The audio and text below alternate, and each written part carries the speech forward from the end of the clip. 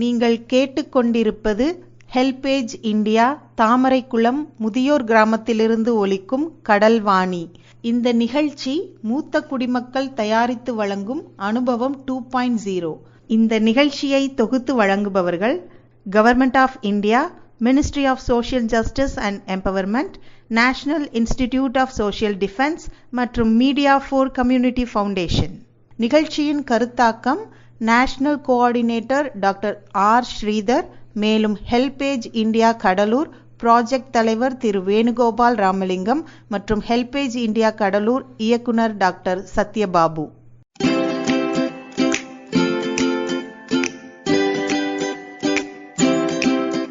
தந்தனத்தம் என்று சொல்லியே வில்லினில் பாட, ஆமா வில்லினில் பாட வந்துடுச்சு கடல்வாணிய.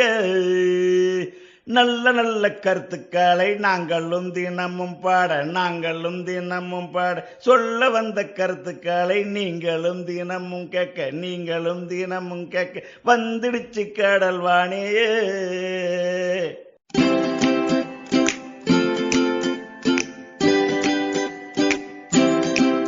நேயர்களே, நம்முடைய அனுபவம் 2.0 நிகழ்ச்சியில் தற்போது திருமதி சந்திரா அவர்கள் மருத்துவ குணம் வாய்ந்த உணவு பற்றி நம்மிடம் பகிர்ந்து கொள்கிறார். கேட்கலாம் வாங்க. வணக்கம், நான் திருமதி சந்திரா சோலைமலை பேசுகிறேன். என் வயசு 62. முதியவர்கள் தான் முதியோர்களோட தெரியும். பாம்பின் கால் பாம்பறியும் அப்படின்ற மாதிரி என்னோட இதை வச்சு உங்களுக்கெல்லாம் சொல்ல முடியும்னு நினைக்கிறேன். அதை பாருங்கள். இப்போ ஒரு சின்ன சின்ன குறிப்புகள் தான், அது தெரிஞ்சு வச்சுக்கிட்டிங்கன்னா ரொம்ப நல்லது. அருகம்புல் பற்றி உங்களுக்கு தெரியும் தானே? அருகம்புல் சாதாரணமாக ஒரு புல் தான். ஆனால் உங்களுக்கு இப்போ திடீர்னு அவங்களுக்கோ மற்றவங்களுக்கோ யாருக்காக இருந்தாலும் குழந்தைகளுக்கோ பெரியவங்களுக்கோ அவங்களுக்கு திடீர்னு ஒவ்வாமை ஏற்பட்டு அரிப்பு உடம்பு முழுக்கும் வந்துருச்சு, சொரிஞ்சிட்டு இருக்காங்க அப்படின்னு தான் ஆஸ்பத்திரிக்கு தூக்கிட்டு ஓடுறதுக்கு முன்னாடி என்ன செய்யணும், ஒரு கைப்பிடி அருகம்புல்லை கொதிக்க வச்சு அதில் ஒரு 5 மிளகு போட்டு நல்லா கொதிக்க வச்சு 1 டம்ளருக்கு 1/2 டம்ளர் ஆக்கி அந்த தண்ணியை ஒரு தடவை குடிச்சிட்டிங்கன்னா போதும். அந்த அரிப்பு அதிலேருந்து வர்ற அந்த சங்கடங்கள் எல்லாம் சரியாகிடும். ஒரே வேலை கொடுத்தாலே போதும். அதனால திடீர்னு நம்ம பயப்பட தேவையில்லை. அலர்ச்சியாகி வீங்கி முகமெல்லாம் வீங்கி சில பேருக்கு அரிச்சு முகம் வீங்கிடும், உடம்பு ஊரம் தட்டியாக இருக்கும், பயந்துருவாங்க அவங்க. ரொம்ப என்னமோ ஆயிடுச்சு அப்படின்னு சொல்லிட்டு. அது அலர்ச்சியால் வந்துருச்சு அப்படின்னு தெரிஞ்சால் முதல் வேலை அருகம்புல் குடிநீர். அருகம்புல்லை கொதிக்க வச்சு அதை 5 மிளகு சேர்த்து கொதிக்க வச்சு குடிக்க அவங்களுக்கு யாராவது அப்படி பாதிக்கப்பட்டிருந்தாக்க கூட நீங்கள் அப்படி செஞ்சு கொடுக்க சொல்லுங்கள். உங்களால் முடிஞ்ச நீங்கள் செஞ்சு கொடுங்க. அப்படி கொடுத்துட்டா அது கொஞ்ச நேரத்துலேயே அது சரியாகிடும். அதை நம்மளுக்கு நல்லா தெரிஞ்சுக்கிடலாம். அதுக்கு பிறகு ஆஸ்பத்திரிக்கு போகணும்னு அவசியமும் இல்லை, அதிலே சரியாகிடுவோம். அதனால் இந்த அலர்ஜினால் வர்றதை நீ தெரிஞ்சு வச்சுக்கிட்டு செஞ்சிங்கன்னா உங்களுக்கும் நல்லது. அதை மன திருப்தியாக இருக்கும். இந்த மாதிரி ஒருத்தவங்களுக்கு உதவி செஞ்சுட்டு அப்படின்ட்டு அவங்களுக்கும் அடடா எவ்வளோ பெரிய இது செஞ்சு சீக்கிரமாக இப்படி உனக்கு சரியாயிடுச்சு அப்படின்னு சந்தோஷப்பட்டுக்கிடுவாங்க. அது மாதிரி நீ யாருக்காவது அப்படி இருந்தது அப்படின்னா இதை கொடுத்துருங்க அவங்களுக்கு. அதே மாதிரி ரத்த சோகை எல்லாத்துக்குமே இருக்க தான் செய்யும், வரும். பெரியவங்களுக்கான அது கொஞ்சம் சீக்கிரமாக வரும். யாருக்காக இருந்தாலும் ரத்த சோகை இருக்குது அப்படின்னு தெரிஞ்சால் இந்த சேப்பங்கிழங்கு இலை இருக்குது பார்த்தீங்களா? சேப்பங்கிழங்கு இலை, அந்த இலையை வாரத்துக்கு 2 நாள் முடிஞ்சால் 1 நாள் கிடச்சிச்சு அப்படின்னா தண்ணியில் கொதிக்க வச்சு ஒரு 2 இலையை நல்லா கீழே போட்டு கொதிக்க வச்சு கொடுத்துருங்க. குடிச்சிக்கிட்டே உங்களுக்கும் தேவையான குடிங்க. ரத்த சோகை எவ்வளோ இருக்குதுன்னு தெரிஞ்சுக்கிட்டு அதுக்கு தகுந்த மாதிரி கொடுத்தாலும் நம்மளும் குடித்தாலும் தேவைப்பட முடியல நம்மளுக்கும் அப்படின்னா அந்த ரத்த சோகை சரியாகிடும் அப்படின்னு சொல்லியிருக்காங்க சித்தர்கள். அதே மாதிரி பப்பாளியும் அதே மாதிரி உங்களுக்கு தெரியும், அது நிறைய பேர்த்துக்கு அது உதவியாக செஞ்சுச்சுட்டு. இந்த சேப்பங்கிழங்கு இலையை பற்றி சில பேர் தெரியவே தெரியாது, அதனால் அதுவும் தெரிஞ்சுக்கோங்க. பப்பாளி இலை மாதிரி தான் சேப்பங்கிழங்கு இலையும் அதோடைய சத்தை கொடுக்குமா. ரத்த சோகை போக்குறி ரத்தத்தை சுத்தப்படுத்துறதுக்காக அந்த சேப்பங்கிழங்கு இலையும் பயன்படுது, அதையும் தெரிஞ்சு வச்சுக்கோங்க. அது சில பேருக்கு ரொம்ப பேருக்கு தெரியாது. பப்பாளி இலையை பற்றி தெரியும், சேப்பங்கிழங்கு இலையை பற்றி தெரியவே தெரியாது. அதே மாதிரி குழந்தைங்களுக்கோ பெரியவங்களுக்கோ சளி நிறைய சளி இருமல் இருந்தது அப்படின்னா இதே மாதிரி தான் வெற்றிலை சாறை எடுத்து அந்த சாறில் அந்த மிளகு அது துளசி ஒரு 2 இடித்து அந்த வெற்றிலை சாறில் போட்டு அதில் ஒரு ஸ்பூன் தேன் கலந்து அப்படியே பெரியவங்களாக இருந்தால் அப்படியே குடிச்சிடலாம். சின்ன குழந்தைங்களுக்கு வடிகட்டி அந்த இதில் சங்குலேயோ ஸ்பூன்லேயோ கொடுத்துருங்க. அந்த வெற்றிலை சாரோட 10 துளசி இலை அதோட சாறு, அதை 3 மிளகு அதை தட்டி அதை 3 நல்லா கலந்து அதை வடிகட்டி அந்த குழந்தைகளுக்கு கொடுத்தீங்கன்னா சளி இருமல் அந்த மாதிரி வர்ற தொந்தரவு இந்த குழந்தைகளுக்கு காப்பாற்றும். அதே நம்ம குடிச்சிட்டோம்னா நம்மளுக்கும் அந்த சளி இருந்துச்சுனாலும் தொண்டை கரகரப்பு சளி இருமல் அதெல்லாம் இருக்குமில்ல அதுவும் சரியாகிடும். இதுவும் சித்தற்குறிப்பு தான். வெற்றிலை பயன்களை நிறையா இருக்கும். அதில் இது ஒரு சின்ன மருத்துவ குறிப்பு. ஈஸியாகவும் செய்யலாம். நம்மளுக்கு தெரிஞ்சது தெரியாததுன்னு நிறையா இருக்குல்ல, இது கொஞ்சம் தெரிஞ்சுக்கோங்க.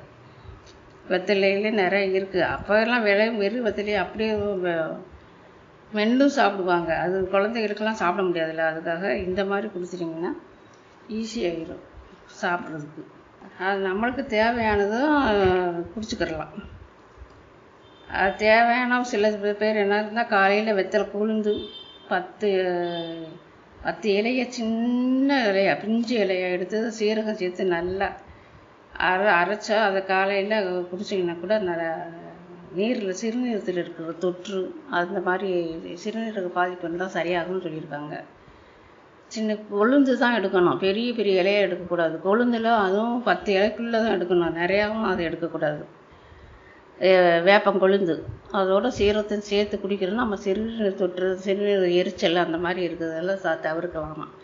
அதே உணவு சாப்பிட சொல்கிறாங்கல்ல பெரியவங்களுக்காக, உணவு சாப்பிடும்போது என்ன செய்கிறாங்க, நம்ம ஒரு நேரத்தில் பச்சை பசுமையான உணவு அப்படின்னு சொல்லிட்டு இயற்கையாக சாப்பிட்றோம்னு சொல்லிட்டு சாரெலாம் எடுத்து குடிப்போம். அப்போ சேர்ந்துக்கிறோம் அந்த சாறு எல்லா சாரும் சேர்ந்துக்கிறோம். ஆனால் நம்மளுக்கு இந்த வயசுக்கு தேவை 55 வயசுக்கு மேற்பட்ட அப்படின்னா கொஞ்சம் பச்சை காய்கறிகளும் பச்சை கீரை சாறுகளையும் கொஞ்சம் சாப்பிட்றத கொஞ்சம் தவிர்த்துக்கிறது நல்லது. ஏன்னா அது கொஞ்சம் சீரண சக்தி சீக்கிரம் கொடுக்காது.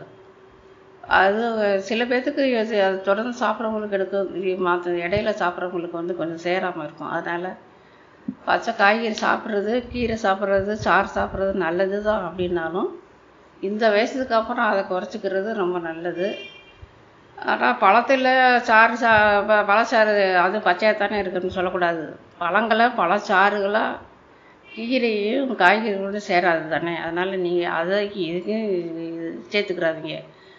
பழத்தை பழமாக சாப்பிடுங்க, பழச்சாராக சாப்பிடுங்க, அது பிரச்சனையே கிடையாது, எவ்வளோ நாள் சாப்பிட்டுக்கலாம். நான் சொல்கிறது பச்சை காய்கறிகள் கீரைகள் அந்த வயசில் இருக்கிறவங்களுக்கு நம்ம குடிச்சிருக்கோம். நாமெல்லாம் நிறையா தான் சாப்பிட்ருக்கோம். அதை பற்றி காலையில் எழுந்திரிச்சோடனே அந்த சாறு இந்த சாறுன்னு குடித்தவங்க தான். இப்போதைக்கு கொஞ்சம் அதாவது 55 வயசுக்கு மேல் பட்டப்போ கொஞ்சம் குடிக்கிறத சேர்ந்துச்சுன்னா குடிக்கலாம், சேராதவங்க தவிர்த்துக்கிறது நல்லது. காய்கறி அதே மாதிரி காய்கறி தான், எப்படினாலும் கொஞ்சம் கொஞ்சமாக ஒரு வேக வச்சு சாப்பிடுங்க. வேக வச்சு வடிகட்டாதீங்க, வேக வச்சு அப்படியே உங்களுக்கு முடிஞ்சால் உப்பு போட்டு சாப்பிடுங்க. அதே மாதிரி கீரைகள் காய்கறிகள் உங்களுக்கு அப்படி பச்சையாக சாப்பிட முடியாததெல்லாம், அதனால் ஒரு நல்லா ஏதாவது ஒரு காயவோ கீரையோ போட்டு ஒரு கொதிக்க வச்சு அதில் உப்பு மிளகுத்தூள் மட்டும் போதும். அதை அப்படி கூட சாப்பிட்டிங்கன்னா பச்சை சாறை குடிக்கிறத விட ரொம்ப நல்லது. அந்த ஒரு கொஞ்சோண்டு உப்பு மிளகுமே போதும், வேறு எந்த மசாலா ஐட்டங்களும் எதுவுமே தேவையில்லை, சேர்க்க தேவையில்லை. அதே மாதிரி காய் போட்டிங்கன்னாலும் ஒரு காய், இப்போ அவரைக்காய் போட்டிங்கன்னா அவரைக்காய் மட்டும் ஒரு 7-8 காய் போட்டு கொதிக்க வச்சுருங்க, நல்லா கிள்ளி போட்டு. அதே மாதிரி கீரை போட்டாலும் முருங்கைக்கீரை மட்டும் அதையும் போட்டு முருங்கைக்கீரை மட்டும் போடும்போது என்ன செய்றீங்க, முருங்கைக்கீரை நல்லா தண்ணியை கொதிக்க வச்சு அந்த கீரையை போட்டு மூடி வச்சுருங்க. ஒரு 5 நிமிஷம் மூடி வச்சுட்டு அதுக்கு பிறகு நீங்கள் வடிகட்டி அப்படியே குடித்தா குடிக்க உப்பு போட்டு தேவையான உப்பு போட்டு குடிக்க, இல்லாட்டினா வடிகட்டி அப்படியே குடிச்சிருங்க. அதே மாதிரி தான் எல்லா கீரையுமே ஒன்று மட்டும் போட்டால் ஒன்று மட்டும் போடுங்க. காய்கறிலே அதே மாதிரி தான், எந்த காய் போட்டாலும் ஒரு காய், முட்டைக்கோசு போட்டிங்கன்னா முட்டைக்கோசு மட்டும். வேறு கத்திரிக்காய் போட்டால் கத்திரிக்காய் அந்த மாதிரி சாப்பிட்றது ரொம்ப நல்லது தான். அதெல்லாம் கத்திரிக்காய் எந்த காயாக இருந்தாலும் சரி, பூசணிக்காய், தடியங்காய், புடலங்காய், பீர்க்கங்காய், எல்லா காயிலையுமே அந்த ஒரு காயை மட்டும் போட்டு கொதிக்க வச்சு தேவைப்பட்டு அப்படியே குடிக்கலாம். அவங்களுக்கு பிடிக்கல அப்படின்னா கொஞ்சமாக உப்பு போட்டு மிளகு போட்டு குடிச்சுக்கோங்க. அது ரொம்ப ரொம்ப நல்லது. அப்படி குடிச்சிங்கனாலும் நல்லது. அதை வேக வச்சு அப்படியே தாளித்து சாப்பிட்டீங்கனாலும் நல்லது. வேக வச்சு உப்பு போட்டு சாப்பிட்டாங்கனாலும் நல்லது. காரம் போட்டு சாப்பிட்றவங்க காரம் போட்டு சாப்பிடுங்க. முடிஞ்ச வரைக்கும் காரம் ரொம்ப சேர்க்காம, உப்பும் அளவு காரத்தை சேர்த்துக்கோங்க. காரம் நம்மளுக்கு போதுமான அளவு, நாக்குக்கு தேவையான அளவு காரமும் உப்பும் சேர்ந்துச்சுன்னா அது எடுத்துக்க முடியுமா தாராளமாக நல்லா எடுத்துக்கிடலாம். உங்களால் எவ்வளோ சாப்பிட முடியுமோ அவ்வளோ சாப்பிட்டுக்கிறலாம். காரமும் உப்பும் அது முக்கியம்தான். நம்மளுக்கு காரம் வந்து சளி வெளியேற்றுறது, உப்பு வந்து நம்மளுக்கு நாக்கு சுவைக்கு இருந்தாலும் செமிக்கிற ஜீரண சக்தி கொடுக்குறதுனால உப்பும் காரமும் சேர்த்துக்கிறது நல்லது. அளவுக்கு மீறி வேணாம். உங்களுக்கு முடிஞ்ச அளவு எடுத்துக்கிறது அந்த மாதிரி எடுத்துக்கோங்க. எல்லா காய்கறியும் சேர்ந்த மாதிரி சாப்பிட்றதுக்கு பார்க்குறதுக்கு முடியாது தான். தினசரி ஒரு காய் 2 காய் மட்டும் சேர்க்குறதா இருந்தாலும் பரவாயில்ல. உங்களுக்கு சாப்பிட்ற அளவு சாப்பிட்டுக்கோங்க. முடிஞ்ச அளவு கொஞ்சம் இந்த பீர்க்கங்காயும் கொஞ்சம் சொரக்காயும் சாப்பிட்ருங்க. ரொம்ப நல்லது. ஏன்னா அது நீர் நல்லா வெளியேற்றும் சொரக்காய். அந்த நீர் வந்து தேங்காமல் நம்மளுக்கு வெளியேறுச்சுன்னா ரொம்ப நல்லது தான். அந்த சர்க்கரை தேவையான இதெல்லாம் சேராது நம்ம உடம்புக்கு. சர்க்கரை வியாதி இருக்கிறவங்க சாப்பிட்டா நல்லது. இல்லாதவங்க சாப்பிட்டா அதை விட நல்லது. ஏன்னா அவங்களுக்கு வரவே வராது. தடுத்துக்கிடலாம். சாப்பிட்ற அளவுக்கு முடிஞ்ச அளவுக்கு சர்க்கரைக்கு டெஸ்ட் பண்ணிவிட்டு ஆரம்பத்துலேருந்து மருந்து சாப்பிட்றவங்க சாப்பிடுங்க. இப்போ தான் இருக்குது அப்படி வரப்போகுது அப்படின்றது. கொஞ்சம் வயசில் இருக்க நினைக்கிறவங்க மருந்து சாப்பிடாதீங்க. இந்த மாதிரி உணவுகளை சாப்பிட்டு அதை கட்டுக்குள்ளே வச்சுக்கோங்க. அதுதான் நல்லது. மருந்து சாப்பிட்றது, மாத்திரை சாப்பிட்றது, ஊசி போடுறது முடிஞ்ச வரைக்கும் தவிர்த்துருங்க. அதான் இன்சுலின் ஊசி சொல்கிறேன். சர்க்கரைக்குன்னு மாக்கத்தையே எடுக்காதீங்க. அது நாளடைவில் நம்ம உணவு கட்டுப்பாட்டில் சரிப்படுத்திடலாம். சரிப்படுத்த முடியும் தான். அது கொஞ்சம் முயற்சி பண்ணி செய்யணும். நம்ம அசால்ட்டாக விட்டால் அப்புறம் அது பாட்டுக்கு வந்துடும். அப்புறம் 250, 300, 400 ஏறிக்கிட்டு இருக்கும். அப்புறம் ஊசி போட வேண்டியது தான். அதனால முடிஞ்ச வரைக்கும் அது மாத்திரை மருந்து எடுத்துக்கிறாம உணவுகளே கொண்டு வர்றதுக்கு பாருங்கள். கொஞ்சமாக அந்த நெல்லிக்காய், பாகக்காய் அது கொஞ்சமாக இதில் உணவில் சேர்த்துக்கோங்க. அதை நெல்லிக்காய் நிறையா சேர்க்கலாம். பாவக்காய் வந்து இந்த வாரத்துக்கு 2 நாள் போதும். அந்த மாதிரி உணவு சேர்த்துக்கோங்க. பாவக்காயை 2 நாள் சமையலில் சேர்த்துக்கோங்க வாரத்தில். அது முக்கியம். நெல்லிக்காய் வந்து தினசரி தேன் நெல்லிக்காய் ரொம்ப சாப்பிட்றது ரொம்ப ரொம்ப நல்லது. இந்த வெற்றிலை சாறு அந்த சொன்னேன்ல அந்த மாதிரி கொடுக்கும்போது வெற்றிலை சாறு, துளசி, மிளகு அதோட வடிகட்டி 1 ஸ்பூன் தேன் ரொம்ப அவசியம். ஏன்னா அது வெற்றிலை சாருக்கு தேன் சேர்க்கும் போது தான் அதோடைய முழு பலனும் கிடைக்கும். தேன் சாப்பிடாம அது சேர்க்காம நீங்களும் குடிக்க வேண்டாம், பிள்ளைகளுக்கு கொடுக்காதீங்க. அது தேன் சேர்த்து குடிங்க. அதுதான் தேன் சேர்க்கும் போது தான் எந்த மருந்து இருந்தாலும் அது முழு பலனும் கிடைக்குமா. அதனால் எதாக இருந்தாலும் 1 ஸ்பூன் தேன் சேர்த்துக்கிட்டிங்கன்னா, அதாவது இந்த மாதிரி மூலிகை பொருட்களில் குடிக்கும்போது சேர்த்தா ரொம்ப நல்லது. அது முழுசாக மருத்துவத்தை நம்மளுக்கு உடம்புக்கு சேர்த்து விடும். தேன் ஒரு அற்புதமான மருந்து தான். தினசரி 1 ஸ்பூன் தேன் சாப்பிட்றது ரொம்ப ரொம்ப நல்லது. அதை வந்து தேன் சாப்பிட்றதுக்குன்னு ஒரு முறை இருக்குது. எப்படின்னா தேன் வந்து கையில் ஊற்றி நக்கி சாப்பிடணும். அப்படி இல்லை அப்படின்னா ஸ்பூனில் எடுத்து கொஞ்சம் கொஞ்சமாக சப்பி சாப்பிடணும். அப்படியே ஸ்பூனில் ஊற்றக்கூடாது வாயில் எப்பயுமே. அதை தெரிஞ்சு வச்சுக்கோங்க. தெரியாத யாருக்காவது தெரியாமல் அப்படி இருந்தால் நீங்கள் சொல்லிக் கொடுங்க. தேன் வந்து அப்படியே ஊற்றி அண்ணாக்க ஊற்றியெல்லாம் சாப்பிடவே கூடாது. எப்பயுமே கையில் ஊற்றி நக்கி சாப்பிட்றதோ ஸ்பூனில் சப்பி சாப்பிட்றதோ அப்படி தான் சாப்பிடணும் தேனை வந்து. அதான் சொல்லுவாங்கள்ல, தேன் எடுத்தவன் கையும் குறைக்கையும் நக்காமல் விட மாட்டேன். நக்கி சாப்பிட்னா தான் அதோடைய பலன் இருக்கும். அதாவது அண்ணாக்க ஊற்றி முழுங்கவே கூடாது தேனை எப்பயுமே. அதை நல்லா தெரிஞ்சு வச்சுக்கோங்க. அது வந்து சரியில்லாத முறை. தேன் சாப்பிட்றதுக்குன்னு இந்த முறை தான் சிறந்தது.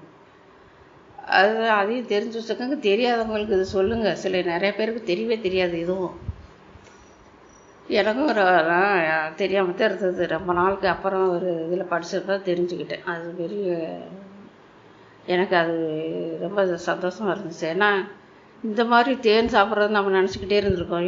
ஈஸியாக ஸ்பூனில் எடுத்து சாப்பிட்றோம் அப்படின்ட்டு. ஆனால் நம்ம தெரியாமலே எப்பயுமே தேனை எடுத்து நக்கி தான் சாப்பிட்ருக்கோம். இல்லாட்டி தேனை எடுத்து அப்படியே ஊற்றி நம்ம அதை குடித்ததே கிடையாது. அது இயல்பாகவே வந்திருக்கு. அதனால் அது ரொம்ப நல்லது தான் அப்படி செய்கிறது. அப்படி தான் செய்யணும். அது நல்லா தண்ணி குடிங்க. முடிஞ்ச வரைக்கும் நான் தண்ணி எப்படி குடிக்கிறதுன்னு சொல்லியிருக்கேன்னா ஒரு சிப்பாக, அதாவது கட கட கட கடன்னு நின்ற மணிக்கு முழுங்காமல் உட்காந்து கொஞ்சம் கொஞ்சமாக ஒரு 3 கொப்பளிச்சு குடிங்க தண்ணியை. ஒரு டம்ளர் தண்ணின்னா ஒரு 2 நிமிஷமாச்சு வச்சு, அதாவது 2 நிமிஷத்துக்குள்ளே குடிக்கிறது மாதிரி, கடன்னு 1 நிமிஷத்தில் ஊற்றி குடிக்காமல் ஒரு 2 நிமிஷம் வச்சு குடிக்கிறது மாதிரி கொஞ்சம் கொஞ்சமாக குடிங்க. எப்போ பார்த்தாலும் அது ரொம்ப முக்கியம். அந்த மாதிரி குடிக்கிறது எப்போ குடித்தாலும் ஒரு நாளைக்கு 10 தடவை குடிக்கிறீங்கனாலும் 10 தடவைக்கும் அப்படி குடிங்க. அது அவங்களுக்கு அந்த நீர் நல்லா போகும், மலச்சிக்கலுக்கு ஒரு நல்லா சரிகாட்டி வழிவகுக்கும். மலச்சிக்கல் பெரியவங்களுக்கு அது ரொம்ப இதாக இயல்பாக வந்துடுது தானே. அதனால் இந்த மாதிரி நீங்கள் இது பண்ணிக்கிட்டிங்கன்னா ரொம்ப நல்லது. இயல்பாகவே அப்படி தான் குடிக்கணுமா, நம்மளுக்கு எல்லாத்துக்கும் தெரியாது தானே. எல்லாம் அதாவது சொல்கிறது கேட்குறது அந்த மாதிரி பார்த்தான்னு சொல்கிறோம். அது மாதிரிக்கே இதுவும் தண்ணி குடிக்கிற முறைன்னு இருக்குது. உட்காந்து குடிங்க, உட்காந்து குடிச்சிக்கிட்டு கொஞ்சம் கொஞ்சமாக குடிங்க. அதுதான் சிறந்த முறை. நின்றுக்கிட்டு கடன்னு ஊற்றாதீங்க. இந்த இதெல்லாம் உங்களுக்காக சொல்கிறதுக்கு எனக்கு வாய்ப்பு கொடுத்தவங்களுக்கும் இது சொல்ல வச்ச கடவுளுக்கும் கேட்ட உங்களுக்கும் நீங்களும் நல்லா இருக்கணும். வளமும் நலங்களும் ஆரோக்கியமும் ஆனந்தமும் ஆயுளும் கிடைச்சிட நான் இறைவன்கிட்ட உங்களுக்காக பரிபூர்ணமாக வேண்டிக்கிறேன். நன்றி, வணக்கம். நேயர்களே, இந்த அனுபவம் 2.0 நிகழ்ச்சி இத்துடன் நிறைவு பெறுகிறது. இந்த நிகழ்ச்சியின் ப்ராஜெக்ட் கோஆர்டினேட்டர் ஆஷிஷ் திவாரி, பூஜா முராடா, சாய் சுதா மற்றும் கௌசல்யா. நிறைவாக சீனியர் சிட்டிசன் உதவிக்கான டோல் ஃப்ரீ ஹெல்ப்லைன் நம்பரை உங்களுக்காக ஞாபகப்படுத்துகிறேன். 145667. இந்த டோல் ஃப்ரீ எண் காலை 8 மணியிலிருந்து இரவு 8 மணி வரை செயல்படும். மீண்டும் அடுத்த அனுபவம் 2.0 நிகழ்ச்சியில் சந்திக்கிறேன். நன்றி, வணக்கம்.